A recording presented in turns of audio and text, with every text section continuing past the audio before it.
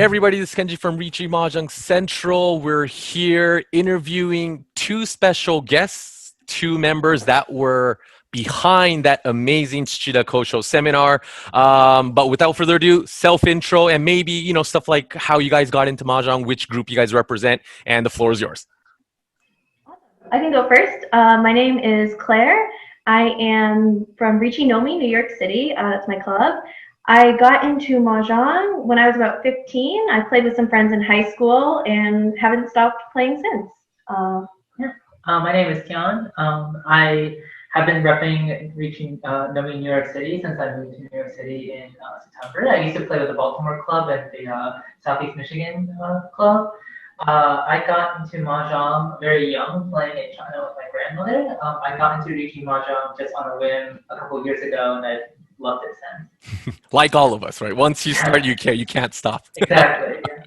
So before we go into the seminar, how's the situation, the whole pandemic situation for you guys over there? Are you guys able to play, meet up with games? What's the situation? We can only play a little bit, so we've been doing a few meetups outdoors in a park with like really strict requirements about like you have to wear masks, you have to use hand sanitizer, and only like a cap on the number of people who can come just to keep things safe. Mostly we've been playing online because I think there are some people who feel more safe playing that way, and we totally want to go along with that. So we've been adapting, playing on Tenho, playing on Mahjong, and then meeting up in person when we can too. Nice. Yeah, kind of same here. I'm over here in California, so east west we're all on the opposite side. But yeah, we got to do what we got to do. But itching to grab those little tiles and playing. So itching to grab the tile. Oh. Is there a particular reason why you chose that tile? Is that your favorite tile or just random? No, it's the tile that's on the wall right now. We're sitting on an auto table. Nice. Oh, is that an auto table? Yeah. Which model? It's Aqua. It's sold by Mahjong no Sasaki, the distributor that's in Saitama. Nice. It's an exact copy of a JP2. Right? Oh, okay. Awesome. What's the tile size? Is it a 28? Oh, it's actually smaller than the JP2. These are 28 millimeter tiles. Oh, okay. Nice. Which I think they're coming out with the 28 millimeter too, right? They are, yeah. When the JP color comes out, it'll be 28 millimeter. Yeah, that's going to be interesting. They had a pre-production model at the showroom. Yeah. You mentioned it in the Discord. That's true. Yeah. So if you guys haven't checked out the Discord, that's a good place to find fresh sources. Okay, but I think a lot of the viewers, maybe a lot of the viewers were participating in the actual seminar, but the Tsuchida Kosho seminar. Tsuchida Kosho. So if you guys haven't, participated in the seminar, or if you guys haven't heard of him, he is known as the Chi Toy Master, right? Very funny guy, super nice guy. And I was able to participate in the seminar, was able to sneak in during work, and it was just, 2 hours of pure fun. But whose idea was this? Who came up with the idea to bring Tsuchida Kosho in? So it's actually a funny story. So Riichi Nomi over the summer, when quarantine started, we started doing a lecture series just with like local English-speaking players who had some theory to share. They had read some books or whatever it was. And the first lecture we did, actually Tian did from Japan on six-block theory. And as a joke, at the end of the six-block theory lecture, which is up on our YouTube, Tian said, well, the next lecture, we're going to go beyond six-block theory into seven-block theory. And a picture of Tsuchida's face came up, saying, we're going to use seven mirrors theory, like as Tsuchida would teach us. And that was the first time we thought about, the famous Tsuchida and what he could say to us about Chi Toy. And somehow I think Tian took it from there, making it a reality. Yeah, first it was a lecture on when to use six-block theory versus five-block theory. And at the end, I was like, hey, Tsuchida's this guy who's really good at seven-block theory, because seven-block theory is, something that is used in 2.5% of hands that are one. And I was like, it would be really nice to bring him. So it would be amazing if we got Tsuchida to participate in the lecture series. And it was a little thought from there. And at a certain point, I ran into Nicholas Pro, Exime, on Discord, and he was talking about how he's personally has a good relationship with Tsuchida. They work on some lectures together in Japan. He considers himself a disciple, and I was like, I reached out to Exime, and through that connection, we were able to hook up Tsuchida relatively quickly. And, awesome. So it's really thanks to Esquime that it's really came together. Okay. So yeah, Nicholas, the player from Argentina, went over to Japan. Currently with the Nihon Pro Mahjong Kyokai group. I think he's currently in Osaka still. Not sure if he's planning to move to Tokyo. He's in that. Recently got married. So congrats to Nicholas. And I think they were. Was it the John Saku studio? I think that's what was in the notes. It was John Saku. Oh, okay. So they were, they're based in Osaka. They have this whole, John, JAN39.com. So they have this whole website regarding all the Jansos in the area. So yeah, it's a big website. We worked with them with the Cross Cup, so we know John Saku very well. So it was fun, very entertaining. But aside from the Chitoitsu stuff that we covered, there's some other topics that were brought up. Was that just naturally? Just wanted to ask Tsuchida Kosho regarding that, or whose idea was that part? Not just focusing on the Chitoi part.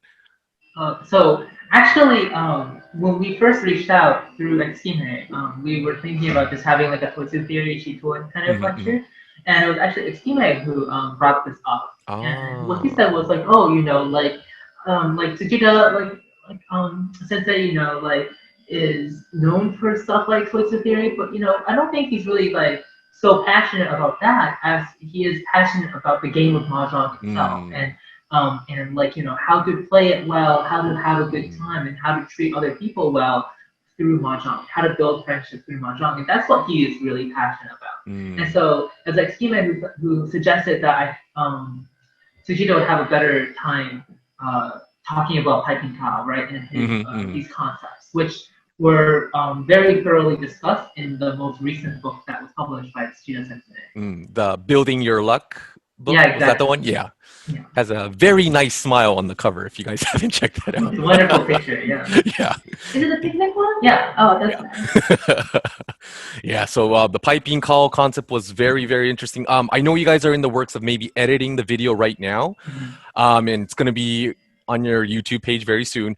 But I guess the question is why it's taking a little long.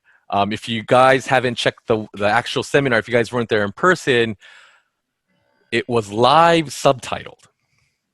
Okay, live subtitle. That I haven't seen that before. I've helped with translations, but it's on the spot. There's a flow, right? If the main host is speaking in Japanese, there's a little time. The translator translates it, and it's a little back and forth. And actually getting the information out of the guest, the actual host, is kind of limited because there's that time frame with the back and forth. But this time it was live subtitled. So who was the mastermind behind that? Okay. I thought I'd give it a shot. Very ambitious. Yeah. Oh yeah. At some point, because it was a 2-hour seminar, right? With all the Q&As, with all of that, and all the technical terms. So obviously, you're able to translate. You have the skill sets.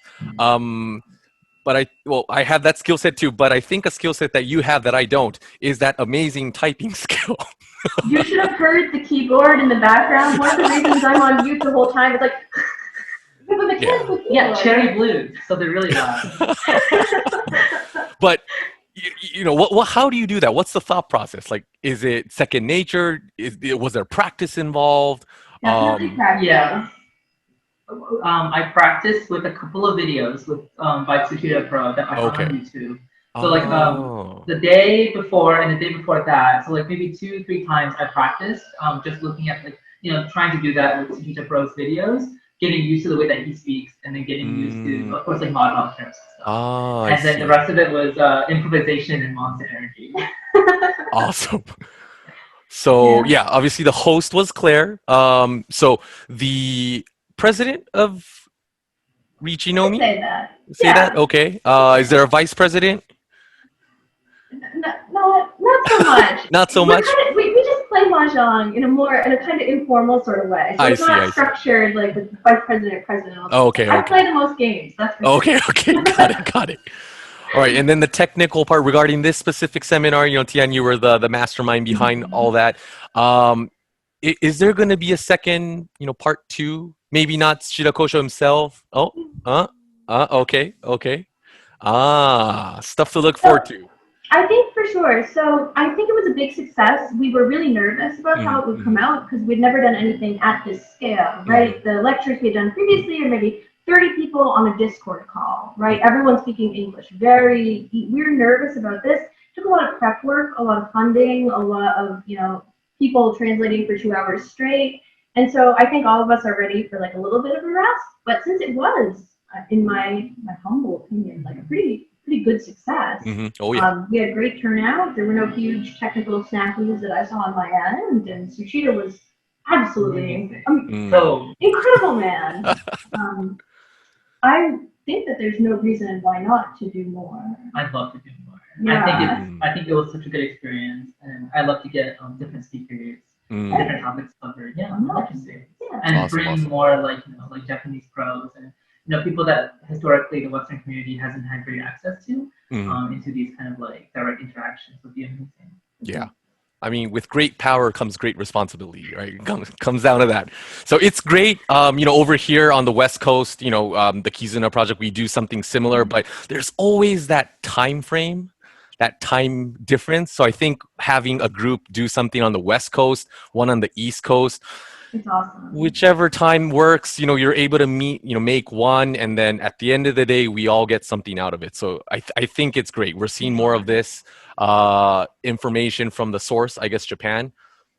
Hoping one day we could, deliver it the other way around, do host something for the crowd in Japanese. But that's just something that I'm hoping for one day. One day. I don't know. Explain the good luck, have fun movement, whatever it is. I don't know. But there's a lot of things that I think could be in the works. But it's good to hear that there's a possible part 2 coming. Can you tell us roughly when we could expect? You don't have to say the guests, although I want to know. But who the guest is. We'll leave that as a Christmas present, or maybe trick or treat, whatever. Whenever you guys are planning to announce it. But rough time frame. I think not throughout the rest of the year, which is honestly there isn't that much left in the year. It went pretty quick.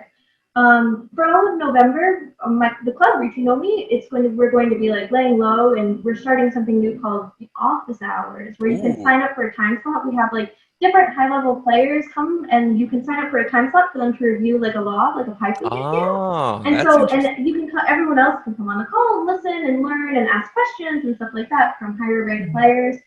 It's much lower lift than something as big as a lecture, but still helping us like keep up our studying and learning from each other and getting better all the time, so we can have more fun playing with each other all the time. And I think we're going to be laying low, some fun tournaments in the work. I think Kizuna also involved with the Kizuna League coming up. Oh yeah, that's coming up. Yeah. And then maybe some other tournaments that we might or might not be working on organizing with PML and everyone else. Maybe I can't reveal anything yet. Okay. For the end of the year. So all right. Definitely nothing until the next year for more guest lectures, but plenty of fun stuff happening before then. Awesome. Wow. Well, we're in for a treat. So early trick-or-treat present, early Thanksgiving, early maybe Christmas too, all these stuff coming up. You guys mentioned all these stuff in the works, right? Is this a Riichi Nomi thing? Like, are you guys the main drive force, or, you guys mentioned PML earlier, but are there any nearby clubs that you guys are working with regarding these future projects? It's been so on mind recently that I think it's one of the most wonderful things about the pandemic, although there's obviously nothing wonderful about the situation, but I have not had such wonderful bonds with the Mahjong players from all over the U.S. before this, right? And now there's so many people online that are wonderful, and we have so much to learn from that I feel like I have connections with Mahjong clubs all over the country now, right? Even for our office hours, is a player coming from Ann Arbor, right? Rioe, who's in New York, and Pro is in Columbus. Players from all over doing these reviews. And Jay from Australia, one Australian who's doing them too, right? So, Jay Cakes? Yeah, you know. Yeah, okay. Great player. We're very excited to have him reviewing our log, sure. But so I guess it's a convoluted answer to your question, but I've really seen the community coming together in a way that I had never known was possible beforehand, and so really broadening to think about well, who is interested in doing anything, making anything happen? How can we work and make it happen? Just pushing it forward. Definitely. Yeah, very active in the community. See the name pop up. I see the Discord stuff. There's a photo contest, if I remember right. Oh yes, Halloween pet costumes. Okay. One club member of ours is famous for creating hats with little Mahjong panels for Okay. cats to wear, and Uh-huh. so it's Mahjong related pet costumes. Why not? Mm-hmm. So that's coming up. And other stuff. So another question for you guys, both of you guys. So, all these new ideas and projects and stuff coming up. Is there an advice? What's the mindset, first of all? And what are advices that you guys could give to the viewers as people driving and experiencing the whole thing for someone that might be interested in starting something like this on their own, whether it be a club or this online seminar, online tournaments? You guys are at the front line of all these things, and making it happen, right? So what are maybe, some of the elements, the mindsets, experiences that you recommend for possible new players to do something similar as a role model? Might be a tough question, but I have something of an answer. This is something that a friend, I think JKix actually mentioned once. We were talking about what makes like a Mahjong community really thrive.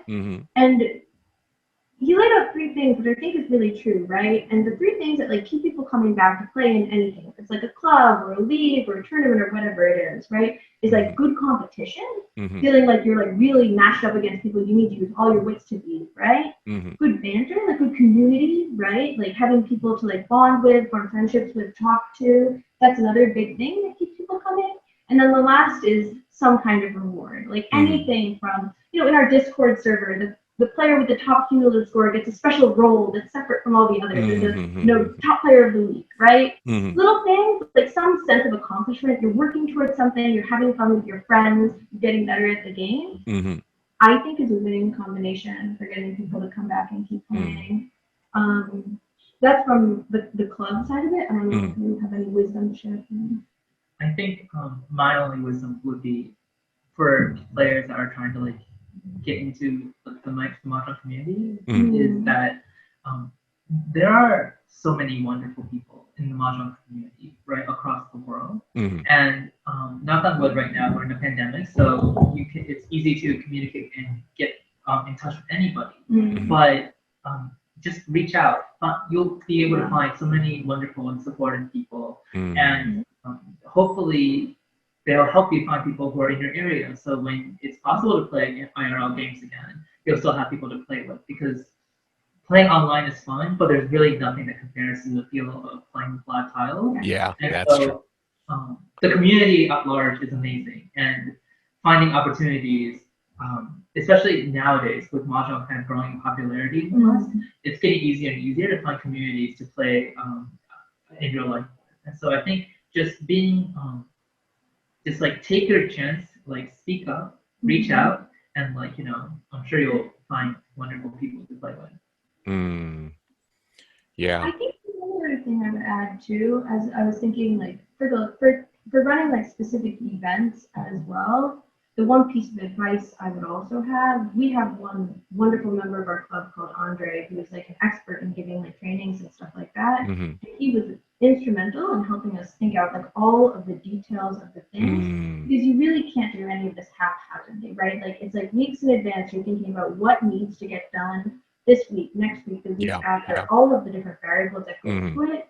And just like anything, like do the project at work. I joke that I have like my work and my Mahjong, right? It's like two jobs almost, right? Yep. So much to keep track of, staying on the schedule, planning things out, practice. Some people think I'm a little neurotic in my club. I like when things go well. I think that's fine. But I would pass that on, because if you don't practice and things go poorly, it's very much like you get one shot, right? Yeah, people will be like, oh, this went so poorly, they won't come back. Or that's what I'm afraid of then. So, yeah. I see. Yeah, it's good to know. I think at the end of the day, both you guys had things in common, but it's not forgetting your roots, right? Why you got into it in the first place. And then that, I guess, naturally displays in the contents, in the videos, in the lectures, and, all the blood, sweat, and tears. Just, you forget some of it, not all of it, but I think you could forget some of it if you remember the roots. So, yeah, so that was Yeah, it's a good reminder. It's a good reminder. You know, makes me focus on some of the priorities. So yeah, because you know, I mentioned this earlier, but because this is a free version of the Zoom, we are kind of winding down on time. But we have a few more minutes. So any last shout outs, any last mentions that you guys have before we call it and say goodbye to our viewers? Yeah, so I think we need to give big thanks to so many of the wonderful people that were involved in helping make this happen. So we mentioned there was obviously Tsuchida Kosho-Pro, who graciously gave us this wonderful presentation and like some great interaction. Nicholas Bro for helping make this all happen. The Johnson Studio for providing that space on a Sunday morning. There were so many donors who were willing to contribute to offsetting the costs of the honorariums and the travel for Tsuchida Kosho because he was coming to Osaka, Tokyo. So many donors, and many of them donated very generously towards this. Everyone who showed up, the people who did a lot of the work in the background to help make this happen, like Andre, other people who came to like watch us and help us practice. Leslie recorded it, helping us like upload the videos and do all this. So many people were involved in making this happen, right? It wasn't something that like any one of us could pull off nearly as well on our own. And so it's big thanks to everyone who helped out or showed up and came to see it. And if you haven't seen it, I really hope that you can take a look when it's uploaded. Second all those shout outs, and one final shout out to Riichi Mahjong Central. The only thing we have not mentioned yet, the idea for even bringing a Japanese pro came from after we attended some of the Riichi Mahjong Central pro lectures that were held. Yeah, the master classes that were held and really inspired by like this idea of seeing more content that was accessible in English. And so what you all have been doing is remarkable, it's trailblazing, and it's inspiring to the rest of us. So thank you for doing what you do. Thank you.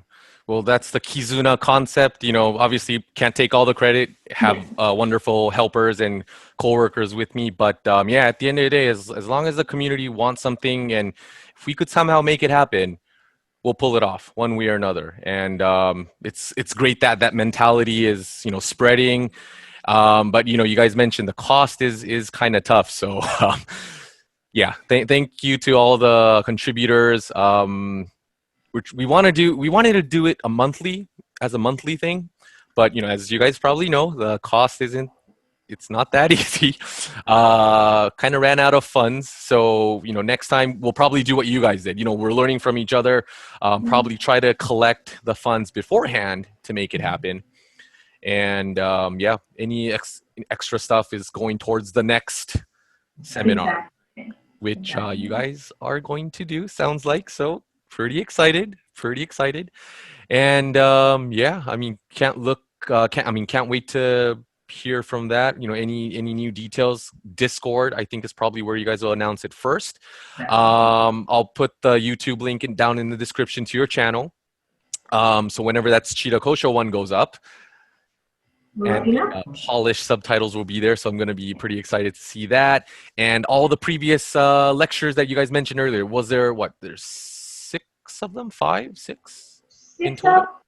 3 left to upload. Okay, still. got it. A lot of video editing to do, subtitling to do. We're gonna get those all up there for sure. Yeah, okay, cool. But yeah, those lecture series are great. I was able to participate live in a couple of them, mainly due to, you know, work schedules. I couldn't, but yeah, those are hosted by our fellow players in the community. You know, they're not pros, but they have the pro mentality. So all learn from each other. And there's some discussion going on. The chats were interesting too, right? all the chats. So it's very live and, you know, entertaining. Maybe that might happen again in the future too. Who knows? Stuff to look forward to. But yeah, I think we'll call it for this one. Until next time, until the next seminar, I'll see you guys soon. But yeah, thank you, Claire. Thank you, Tian, for your time. Stay safe. You too. Absolutely, you too. Yeah, but thank you for having us. Looking forward to next season to come in. Yes, we are. Oh yeah, and stay awesome as usual. Take care. You too. All right. Okay, guys. Thank you. See ya.